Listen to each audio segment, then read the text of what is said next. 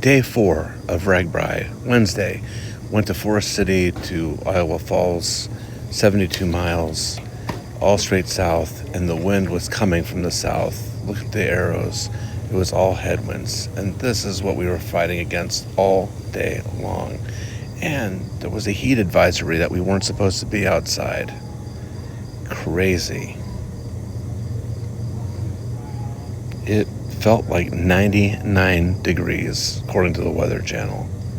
So day 4, everyone is packing to leave, and I'll be riding by myself today. Randy felt a pop in his knee, and he's gonna sag. Very disappointed. So am I. Hopefully this is just a one-day thing. And Mike's gone already. He always leaves really early. Here is a stop at the side of the road. There's always ambulances along the way in case someone gets hurt. And here's one of the typical vendors, the Nosh. They have a great breakfast bowl. They're in a different town every day, so we see them. But they had a sound system so loud that my iPhone went off saying it was a hazard. Now look at the corn. The corn on the right, you could walk through. The corn on the left, you couldn't. It's true on Ragbrai. Every once in a while, the porta potties in town are way too long, and you get in between towns and you just gotta go. So they make sure that they have Ragbrai at the end of July so that it's tall enough to cover people who need to do this. And now for my Field of Dreams moment, coming out of the cornfield. You know, this is a full telling of what Ragbrai is like. Think I'm making it up? Look at the sign that I saw as I was driving by. It is standard for people to go in the cornfields. You've seen the map of wind now. This is extremely brutal. I'm on a straightaway and going about 9 miles an hour because the wind's going 25 miles an hour. So it's just brutally hard. Lots of people are stopping and people are going slow, like me. When it's really, really hot, people start sitting on lawns and they go really slow.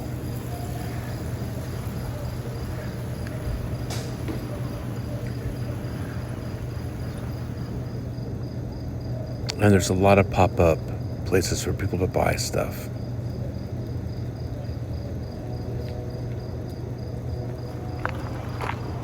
And this is one of the famous vendors that's been around for 50 years. This is Mr. Pork Chop. What are you gonna do? How big? How much weight are they each one? Is it like half pound? They're 1-inch cuts. Iowa chops. Yeah, I don't know how many. They're definitely like maybe 12 ounces. Yeah. This is a line. The bicycles on the left are going in a line to go really fast with the weather. Here's someone dressed in a very decorative manner. Here's where we get water. At each city has 2 of these. And you can always see the downtown by looking at the crane elevators. This was the scene going through a town today. It took forever to get through. And here's a very famous vendor. I get a smoothie a lot, and you can get it with protein or without protein. And here's their friendly crew. Ragbrai is like anything free, like beer. Or here's ice cream. This is Beekman's, one of the famous vendors, like Mr. Pork Chop. They don't have the pink bus that Mr. Pork Chop has. They have these motors that you can hear from about a mile away.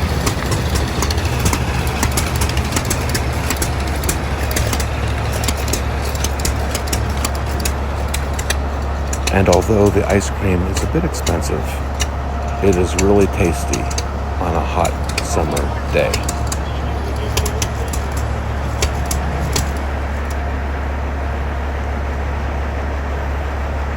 And here are people eating in a tent trying to get shelter, all eating their Beekman's ice cream.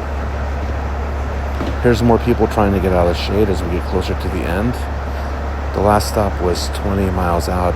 Some people stopped at a beer garden. Beer is really big for some people here. I don't understand it, but it is. Now this is interesting. Today we cross over Highway 35, which is kind of like the emotional halfway point of Ragbrai every year. This cuts the state in half going through Des Moines north and south. But another thing that you see here is when you're riding, you always look for the grain elevator, or you always look for the water tower, and that tells you that you're getting close to the town. Here's where we were today in comparison to Des Moines, and this is where we were today up close. Had to put that in for my daughter Haley.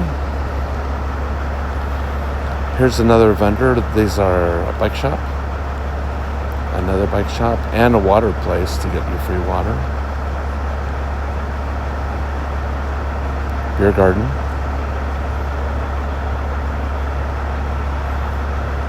There's a lot of social service clubs or organizations that have booths.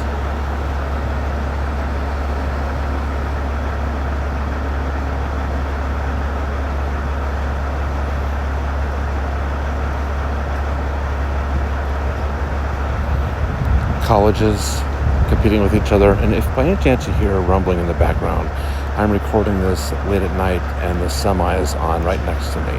And then this is a vendor that came up a couple years ago, our grandkids' ice cream shop. Pretty cool way of getting money. Here are some more vendors.